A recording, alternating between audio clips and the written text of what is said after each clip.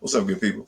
Now check this out. I'm gonna talk a little bit about um, the man in Cincinnati that ran over a deputy the day after his son was killed by a Cincinnati police officer. Talk about that. I'm also going to answer a question about: do police kill more white people than they do black people when on duty? Do they? Answer the question. I'll also bring up an incident that happened where a 17-year-old young boy was killed by 4 adult males. All this will tie in at the end, but stay tuned. I'm gonna give it to you. All right.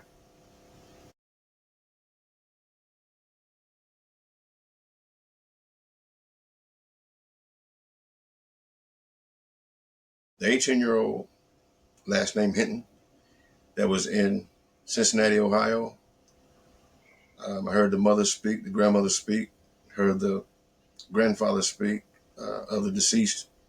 My condolences go out to all the family members, all those involved. The deputy got run over, but my condolences go out to that.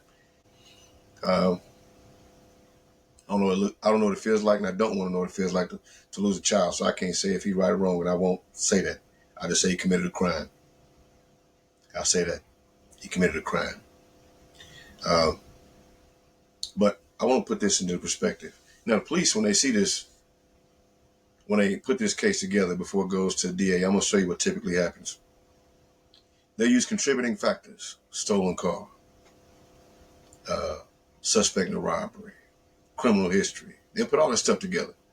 Now I'm going to move past all that, and I'm going to get right down to the point, and I'm going to show you, hopefully, to get some understanding of what can save some of our young men's life. The people that think it's cool, think it's okay, and they can watch a videotape of a few seconds thinking that the officer did something wrong. Some people don't care. It doesn't matter what the police officer do. Right or wrong, justified, it doesn't matter. If the white officer do it, then you know what, he prejudiced. If a black officer do it, they the worst ones. It don't matter what's going on. And some people, they just don't like authority. Nothing is about authority. None of that. But the reality is this: that uniform represents the executive branch of government. So it's not the person you're dealing with, it's the law you're dealing with. That uniform just shows he's a symbol of that executive branch. But let's get back to this part where I'm talking about they have a thing that's called perception reaction. Perception means I see something, from the time I see it and perceive it to the time I react. That average time is 1.75 seconds for the average person. Now, police train, they do things to try to, make it smoother, faster, that kind of thing. But I'm going to tell you this. If you have a young son, and again, I'm taking out this first part, the criminal side of it, all the other part of stolen car, I'm taking all that out of it, because this could be applicable to any young child, young man that encounters the police. You never want to put yourself in a situation where police has 6 seconds, in this case, 6 seconds to make a decision on whether or not to use deadly force. By the time that officer step out the car, the time he pulled the trigger is 6 seconds. You got 18 years of life. I'm not going to talk about how the young man raised, none of that. I'm just going to say, because we can go on with that for days. I'm just going to say there was 6 seconds from the time the officer stepped out of the car, the time he pulled the first shot. First shot in the chest, next through the side, according to the reports. Haven't seen an autopsy, don't know, but that's what's reported. First one through the chest, next one through the side. Shot 4 times, missed him twice, hit him twice. Moving target.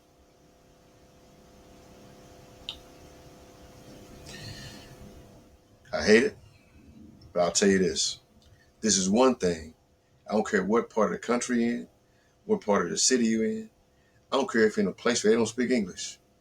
This right here can save your life. Your hands in the air. Put it up here. Your hands in the air can save your life. It can save your life. So I'm not a threat. I'm not trying to do anything. I'm in the car. Put my hands up. Put your hands up. That's it. Now the police don't have to try to figure out in 2 seconds whether or not you're going to shoot him or not. You don't have time to think that. No human has time to think that. A gun in your hand. And everybody watching is going to criticize it because they frame by frame. Did he point the gun? He didn't point the gun. He shot him here. I'm not even going to get into all that. I'm going to get to something I hope is a teaching and a learning moment. I get very technical on it. I'm a highly trained guy. I get it. Police shooting in certain ways. I get it. Police train at different levels. I get all that. I'm saying for a young child in our community, I want you, if you love your kids, to teach them. I don't care what's going on. See the police and there's something going on. Hey, look, he said, hey, get your hands up, freeze. Hey, this right here. This can save your life. And if the police do something wrong then, it ain't no question. There is no question. There's no question. Now, respect for the deceased, I'm not going to detail right now about him having a gun in his hand, whether he had it in his hand, out of his hand, all that. Watch the tape, you'll see. I'm going to use this as a teaching moment, a learning moment for many young men around. This can save your life. Hands up. It can save your life. Now I'm going to tell you something that's very common too. This is something I really going to touch on it briefly. Now, let's say you run into a police officer you believe is racist. You believe he's racist. Let's say he is racist. There's no way for him to measure that racism off one traffic stop, off of one incident.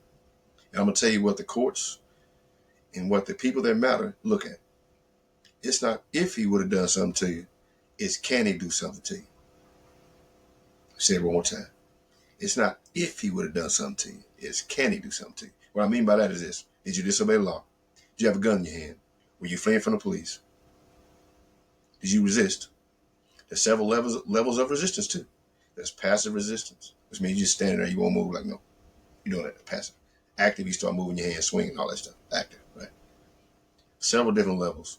Many different police departments judge it differently, but they all mean pretty much the same thing. Resisting is resisting. And I'm going to tell you something else. Now, if a police officer stops you illegally, you don't have to, certain things you don't have to do. Know your rights.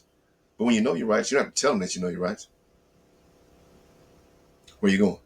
I ain't telling you shit. Well, it's probably going to go bad. Probably going to go bad. And that's for real. I hate to laugh, but I heard that so many times. I'm 30 years in the game. Undercover, done it all. But I'm telling you, it's probably not going to go good. So it's a matter of not if he would have done something to you, it's can he do something to you. So now the laws are applicable, which means, did the law apply? Did you do something illegal? They don't give a damn about if he was racist or not, unless he said a racist term. Other than that, if you disobey the law, you know what they call that in the police world? Good police work. I'm telling you, you may not like it, but I'm telling you, if you acting a fool, got dope in the car, if he did profile you, if you was speeding and he got you pulled over and he look in your car and find dope, it's all over news, good police work. Nobody complaining. Only time it's a problem is when he miss. When he miss. And as a black police, I'm going to tell you this.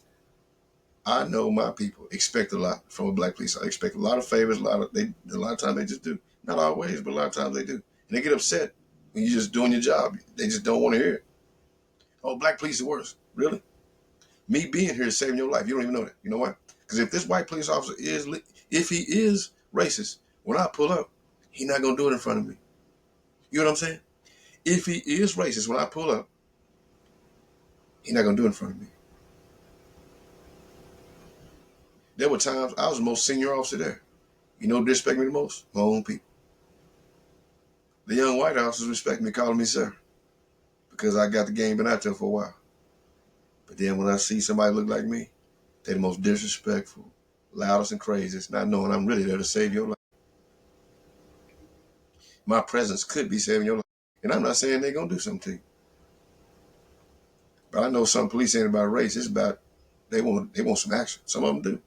They train to win a fight. Very few are trained to avoid one. Yeah. Anyway, I talk too much about that, but I'm going to tell you this here. You can remove the taint by arguing. If a police officer is wrong, you can remove the taint by arguing and acting a fool. When they say, hey, you under arrest, that's called manifesting your purpose. When he manifests his purpose, say you're under arrest, don't get to moving and turning and twisting, saying, hey, what am I arrested for? No, that ain't right. No, that's when force is going to be used. Anything that's objectively reasonable to get you in custody is going to happen. The more you twist and turn, the worse it's going to get. The more you argue why they say, hey, you under arrest, understand those are magic words. It's an order. He's manifesting his purpose, his or her purpose, whoever the officer is. Just know that. I know some of these things, some people are not going to like. But I'm going to give you the real game, and I hope that some point, that sometimes you got kids, you teach them what I'm telling you. If you think a police officer's prejudiced, do not start getting active. Some questions you don't have to answer, but you don't have to tell them that you're not answering. I'm not answering shit. You're not my daddy. All that. I heard it all. I'm like, if he wasn't looking for something, he's looking for it now. And in Texas, you can go to jail for anything. The only two things you can't go to jail for is speeding, unless you're under 25 miles under the speed limit, and open container. They're the only two things you can't be arrested for. Anything else, you can go. No turn signal, no headlight, no front lights plate, anything. You can go to jail for any one of them. That's a fact. In Texas, for sure. But now this father that ran over the deputy, that deputy was from a totally different police department. He had nothing to do with the shooting. Nothing. The father ran over a deputy, went over more than 30 years, retired, went to school graduation, made a little extra money, just got ran over. Whole different police department. A deputy. Now the officer that, fatally injured, unalived, his son was Cincinnati City Police. Totally different police department. Had nothing to do with it. Now some of our people believe when they see him walking through what they call a gauntlet in the courtroom. Now, there's reasons why they do that. And some of it is not just intimidation. That's part of it. That's not all of it. Some of it is because they want to show solidarity. 2. 3, they want to have an influence on a judge for no bond, which came the very next day. They mean, mugging, looking tough. Y'all gotta understand, that's only the first day. That's arraignment. Everybody tough on the first 1 or 2 days. Everybody tough. Everybody tough. Don't get me wrong. I don't know the man. He could just be not give a damn. Could be. But I promise you, after y'all forget about this case and forget about him, 5, 10 years from now, he will not have that look on his face. I'm willing to put money on that. He will not have that look and that mean mug on his face. Now, when you get to prison, if that's where you're going, I'm pretty sure it's probably where you're going. Now, again, innocent till proven guilty, but I promise you. If you go, and they make you get naked, spray you down with water, throw powder on you, make you bend down and cough, all the humiliating things they do in the penitentiary, and they do it over and over, 5x7, tell you when to go, when to move, you're going to mind somebody. Somebody going to make you mind, and you're not going to like it. And it's every day. Every day. That smile going to come off your face. Don't give a damn who you are. I've seen some of the baddest dudes in the world come out docile, polite, talking about God and Jesus and everybody. That system will break you down. And as a father who lost something, maybe it's worth it to him. Might be. It's not for me to judge. But I do know that smile won't be on his face later on. It won't. For all the people that think it's okay, if he has other children, now those children are lost without a daddy. If he has other children, now those kids are gone. I mean, he's gone from them. He's out of their life. Not a good thing. Not a good thing. Now, black people are killed at a higher rate than white people. I'm going to give you the numbers. And it's just raw numbers. Police kill more white people than they do black. But there are 160 million, approximately 160 million more white people in America than there are black. 62% of America is of the Caucasian ethnicity, non-Hispanic. 62% in America. 13% is African American. More than 40% are incarcerated. More than 40. More than 40. Now, you take the number of black people and the number of officers and the number of black people that are killed by police, just by proportionality, just by the number of black people compared to the number of white people.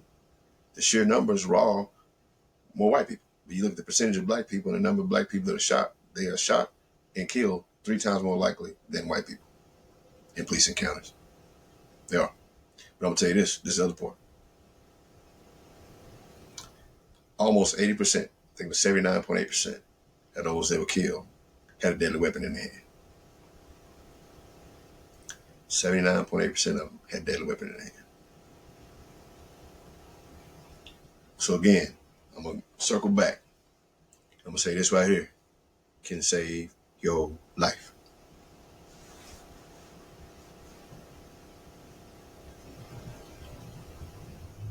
If you know you did it, gigs up. There's so much technology now, you really can't run. They got drones. They got Belgian mountain wild dog run 40 miles an hour. You can't get with that dog. Look, and they got them. It's like putting a Hellcat engine in a Mazda Miata. Them dogs crazy. And they'll walk you down, track you down and walk you down. When the police show up, helicopters, hey, hands up, man. Hey, you're not going to get away. You're not going to get away. You're not going to get away. You're not. You're not. If you do get away, hands empty. Hands empty. Hands empty. That way the police don't have to make a choice. 6 seconds from the time the officer got out of the car to the time he fired the first shot. And again, I'm not going to talk about all the stuff leading up to that because the police are going to use that. Let's just take the fact that he got a weapon in his hand. Police is running. Turn to see him. The guy says, got a gun. Run between these dumpsters. Perception, reaction. By the time I see something to the time I react, on the average person is 1.73 seconds. 1.73 or 1.75, somewhere in there. See it? Boom. There it is. Take that alone, right? Real quick. You don't want to put your 18 years of life in the hands of somebody who got to make a decision whether you use deadly force or not in 6 seconds. You can remove that or mitigate that by doing this here. I'm good. Drop the gun, leave the gun. Last thing he saw was a gun. It was in the hand, as his hand pointed, didn't point it. Not really matter now because the young man is gone. Gone. Don't wish it on nobody. But I will tell you this. We can sit here and talk about how he was raised and all this kind of stuff. It's not going to bring him back. So my point in this video is to show this can save your life. Do police kill more white people than black? Yes and no. Sheer numbers? Yes, they do kill more white people than they do black. By proportionality, black people are killed 3 times more likely than white in police encounters. Other side of it is most of the black people who got shot had a weapon in their hand.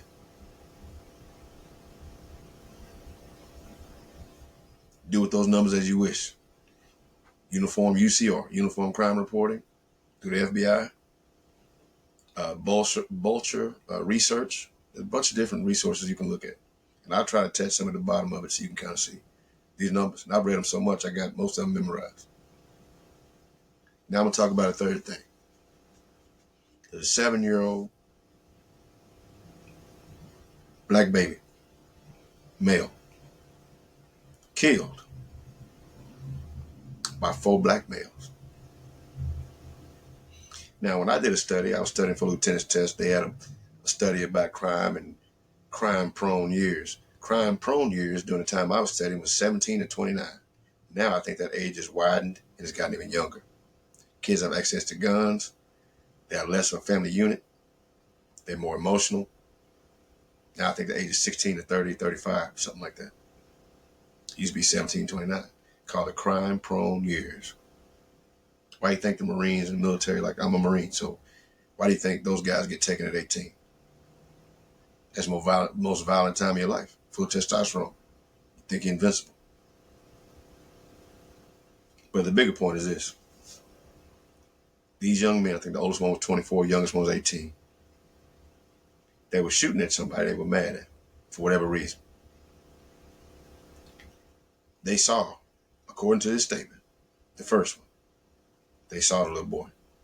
They shot anyway with a high velocity round, 223, which means it's a rifle. 223 rifle round. 7-year-old baby, little black baby boy. Innocent.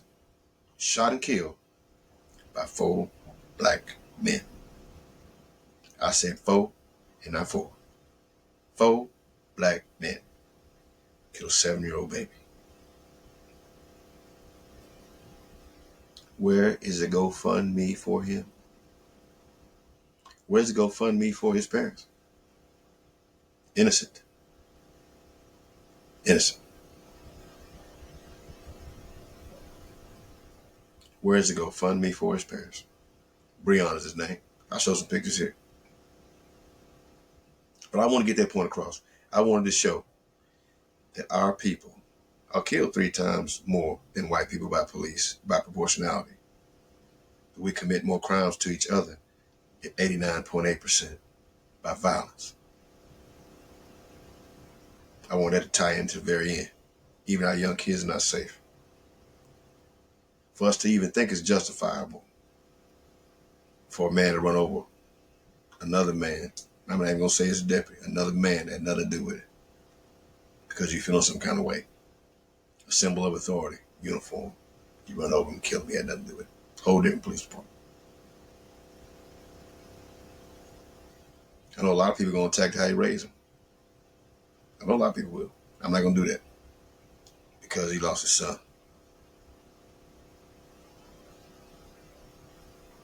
I want to have one good message at least. And I'm going to say it one more time.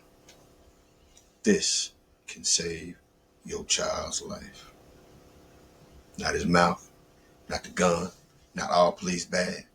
Every white police is prejudiced. Every black police is worse than the last one. They're the worst police you'll ever run into. All this stuff I hear, that's what's fed into the black community. It's not, hey, obey the law. Police pull you over, something happen, you got a car full of friends acting a fool. Hey, they got guns, car full of guns. Hey, look, hey. No. Anyway, get in the comments, tell me what you think. I know that one might sting a little bit, but that's a fact. Those are all facts. That's not even my opinion. Not even my opinion. It's all facts. All right? Later. Take care. Because I am hard, you will not like me. But the more you hate me, the more you will learn. I am hard, but I am fair. There is no racial bigotry here. Here you are all equally worthless. And my orders are to weed out all non-hackers who do not pack the gear to serve in my beloved corps. Do you maggots understand that? Sir, yes, sir. Bullshit, I can't hear you. Sir,